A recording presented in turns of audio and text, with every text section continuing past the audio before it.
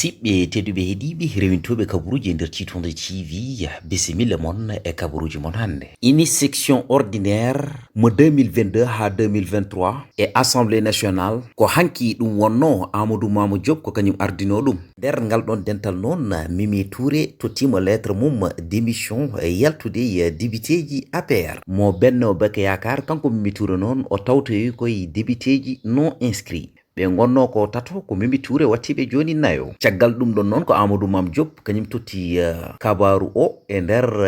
assemblée he ko nden woni noon députéji ɗi gandanɗa hoorema ko kañumen goni opposition he gummi poɓɓanimo kanko Mimi Touré. ɗum noon emin gandi noon on mo gandanɗa hoorema ko kañum woni Mimi Touré accélérer la cadence o jeeya hankanti e groupement parlementaire mo Benno Bokk Yakaar. ɗum noon emin ciftanoro tan Mimi Touré ko kañum wonno tête de liste mo Benno Bokk Yakaar e élection ngaji ɗiɗo ɓennuɗi. Kuro makki hande caggal no yiya toon to assemblée nationale o yaltini konngudi e wiide wonde ko liggi e nder leydi ndi ko hunde mawde wona hunde tokosere. O wiide ko ɗum tagi kanko woni député e nder assemblée nationale. O heɓɓiti o wi wonde hay hunde nawanimo toon so wona liggade te kadi hay goto ɓuranimo e assemblée he. Ko kuro makko de caggal no haali ɗum ha paari en ji wonde mo jogui sac o ko sifa pistole jogui o mo nanni en bagasuji makko on nanni ɗum e nder assemblée nationale. Ina wayno noon e nder oɗo saha députéji wonɓe toon to assemblée ɓe dañi koɗo caggal ne président Macky Sall waɗi on mo gandanɗa hoorema kañum woni Kuro Makki député assemblée nationale. Caggal sorti makko o ne yimɓeɓe jiiɗum e nder réseaux sociaux he omo jogui sac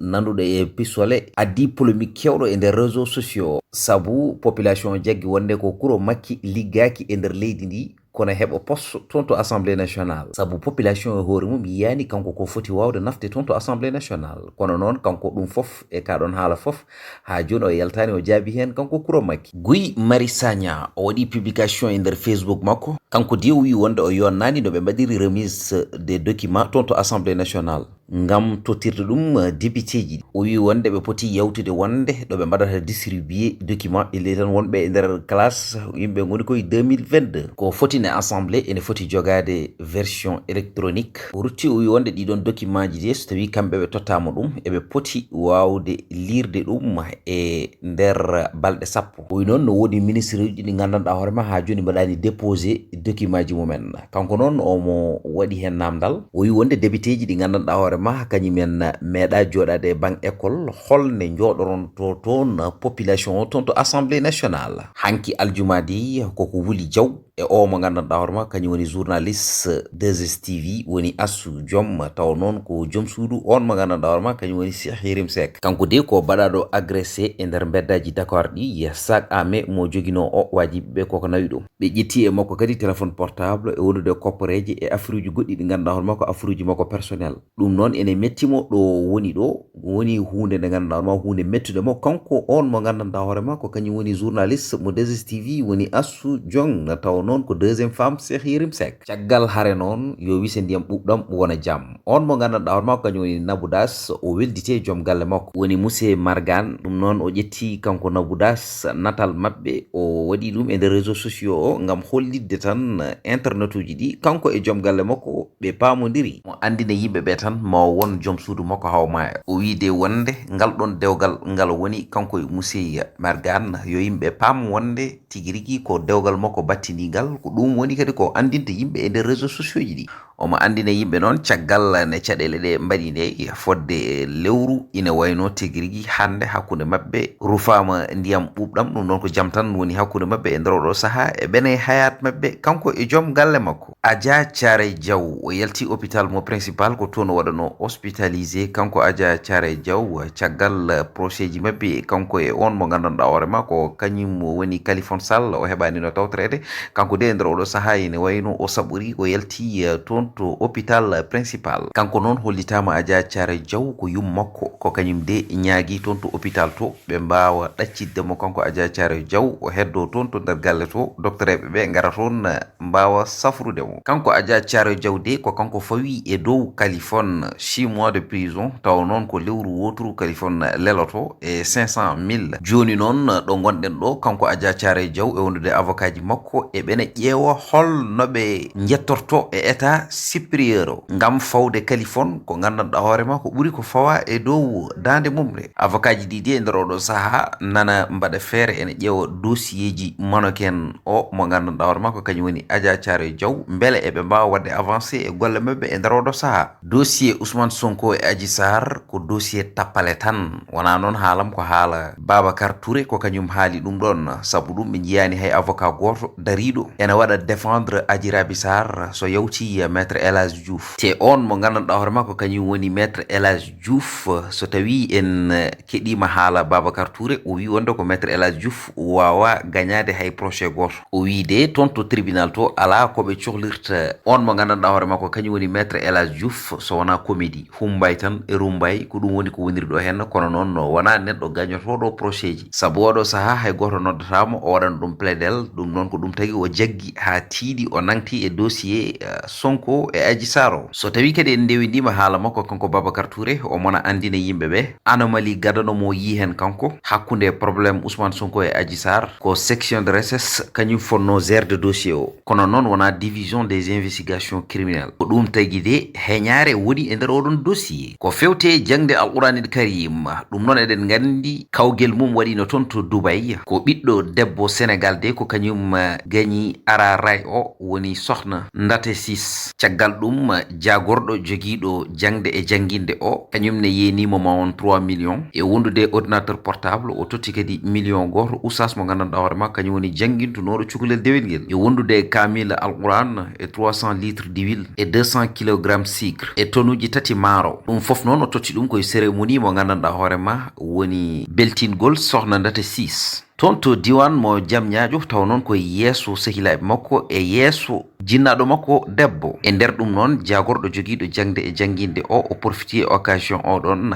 ngam wadde félicité ɓen ɓe gandanɗa hoorema ko kañumen goni dariɓe ene jangguina sukaɓe ɓe ha mbawa yaade jalta keɓa araroyoji ɓurɗi towde e nder aduna he o andiniɓe wonde ɗum ɗon de ko manore mabɓe kono ko manore diine l'islam foof no fotiri 2S TV mo El Hadji Ndiaye e Ligue Pro ɓe ciññini partenariat ngam ƴewde holno ɓe mbaɗata ha ɓe mbaɗa divisé championnat local mo Ligue e saison 2022 e saison 2023 o ɗum noon ko jogori wadde toon e fukku koyngel foof ma yimɓeɓe mbaw yebde ɗum e galle El Hadji Ndiaye o woni 2S TV caggal oɗon kabaru noon ene wayno animateur oɗon mo ganduɗa ma kañum woni abanno stress ɗum noon yeehi kañumne hoore mum waɗi toon commenté ene wiya wonde 2S TV ko kañum woni bammum téléji ɗi hay goto wawa ɗum ittude ɗum noon caggal no windi ɗum o haali ɗum ɗon kanko abanno stress hewɓe noon jofimomo hen ene jennamo kono noon kala ganduɗo abanno stress ene andi kañum ko neɗɗo mo gandanɗa hoorema dariɗo pour yo football local o wawa yarude yesso ko ɗum tan woni darde makko ko ɗum saabi de aba e hoore mum haali kaɗon haala o joji makko de mbaɗi effet e nder oɗo saaha on woni Cheikh Bara Ndiaye hay goto noon waɗani ɗum montage ko haala makko kanko Cheikh Bara Ndiaye kanko e hoore makko noon o yalti o haali o wonde ko haali e nder audio ji ɗi ko kanko e hoore makko haali ɗum ɗon e nder ɗiɗon audio ji ɗum noon wi haala ko heɗade namdi pour neɗɗo o wawa wadde ɗum comprendre o wi de haalaluji Ousmane Sonko ko nande salo wiyete e andude noyno o wi Ousmane Sonko ko noddata ko kala neɗɗo jaɓɗo ɗum tan ɗon e ɗon yimɓeɓe ne poti nawde mo hôpital cafruma noon so tawi a hettimomo o yeehi ha ɓooyi a andat tan tigui rigui ko haalata ɗo koko siiri ɗo leeri o fawi ɗum o wi noon caggal haalaluji ɗi o haalno adan ɗi ɗum ko ɓooyi ɗum noon oɗon saaha kanko e hoore makko ko jawnoɗo Ousmane Sonko o wi noon e nder oɗo saaha kala neɗɗo binoɗo wonde ene haalnomo ɗiɗon haaluji o haaltata hono ɗiɗon haaluji o ɓeydi hen wonde président Macky Sall e nder oɗo saaha jogui ko croas mum ene fiya kala mo gandanɗa hoorema jaɓani o waɗa 3e mandat o wi de ɗum gonɗino ɗum ko escadron mo gandanɗa hoorema yimɓeɓe ne e nder jikkuji men ɗi o rutti kadi o wi président de la république ɓen ɓe gandanɗa hoorema kañumen goni waɗɓe haajuni retraité ɓe o ɓeydini ɗumen duuɓi haaɓe mbawa dusdemo e nder oɗon 3e mandat gardiɗo Pastef woni Ousmane Sonko caggal no yano toon to Touba ina wayno noon o rewino toon to Tiwawon e galleji diine goɗɗi ɗi kanko Ousmane Sonko noon ngolɗo lawol o wonno ko toon to galle Oumariyen o to ceerno Madani Tall ɓi ceerno Mountaga Tall caggal ɗum noon kanko Ousmane Sonko o wi wonde o yewtidi ni feewi e on mo gandanɗa hoore makko kañum woni Ceerno Madani Tall e nder fannuji kewɗi no waɗatno ni ha joni ko noon woni no waɗi kanko Cheikh Amar o waɗi convoi ɓe ndewe makko ha toon to Helcom ɗum noon ko guesa Serigne Saliou Ba ɗum noon ko hunde nde gandanɗa hoorema kanko o meeɗa ummade hen caggal no waɗi ɗum e duuɓi jawtuɗi ha joni ko ɗum woni kanko ko waɗata rendo ngo foof ene fawi hen guite mum kanko homme d'affaires oɗon nde caggal no waɗi ɗum o ƴetti karuji o waɗi hen yimɓe ngam ɓe mbawa yaade toon to gandanɗa hoorema woni Helcom ɓe ndemoya guesa Serigne Saliou Ba sénégalais ji ɗi foof ene jogui hen beelemma neɓata e nder ɗeɗon balɗe coach équipe nationale mo Sénégal woni Aliou Cissé ma wat publier liste jouruji jogorɗi yaade toon to coupe du monde mo Qatar e nder oɗon liste noon ene wayno inde Moussa Diakhaté wonata hen ngam ene jogui gañanɗe musɗe e koygal sabu kanko Moussa Diakhaté entraîneur club makko kanko e hoore makko yalti wi wonde Moussa Diakhaté gañande nde gañi nde o wawa jeeyede e liste équipe nationale pour wawde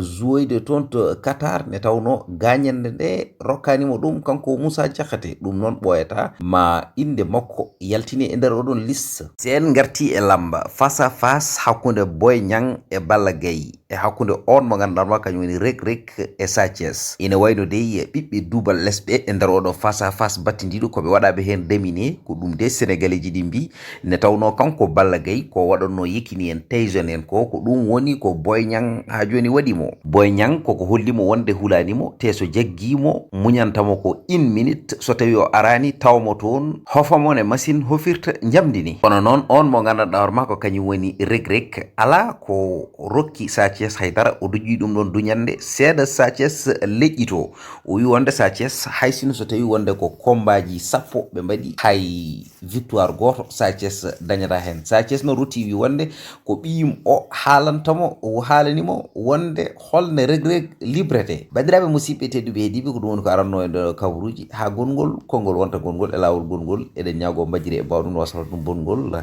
ɗum noon continue wadde abonné mbaɗon like mbaɗon partagé ɗacconen commentaire uji moon doole lingu ko ndiyam kono doole Tiitoonde ko onon en mbayri addude kabaruji noon kono wona haydara ko jaggude tan e jindude e nder oɗo saaha ɗum noon on beltanama no fewi no fewi no fewi no fewi no fewi onon rewintoɓe kabaruji e nder Tiitoonde TV